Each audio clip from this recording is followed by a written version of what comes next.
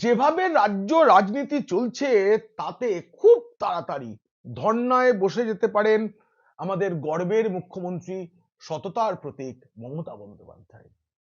মমতা বন্দ্যোপাধ্যায়ের রাজনীতিকে যেটুকু চিনি তাতে তিনি দিল্লিতে কমিশনের দফতরের সামনেই হয়তো ধর্নায় বসে যাবেন। যে মুখ্যমন্ত্রী দুর্নীতির অভিযোগে রাজীব কুমারকে যখন সিবিআই তদন্ত করবে, তার বাড়িতে তল্লাশি ইত্যাদি হবে, তিনি রাস্তায় নেমে মুখ্যমন্ত্রী পুলিশ অফিসারকে সিবিআই তদন্ত থেকে বাঁচাতে ধর্নায় বসতে পারেন। তিনি এটাও পারেন, পারবেন, করবেন। এসআইআর এর কাজ থমকে যেতে পারে, পণ্ড হয়েও যেতে পারে, কিন্তু মনে রাখতে হবে ফেব্রুয়ারির মধ্যে এসআইআর এর কাজ সম্পূর্ণ করা না গেলে এই রাজ্যে নির্দিষ্ট সময়ে ভোট করা যাবে না। নিয়ম মতোই তাহলে রাষ্ট্রপতি শাসন জারি হবে।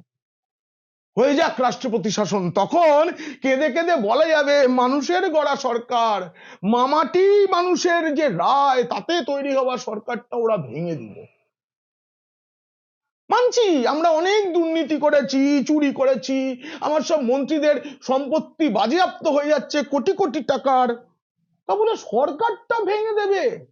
তখন কিন্তু বলা হবে না যে সংবিধানের নিয়ম মেনে সরকার ভাঙা হয়েছে।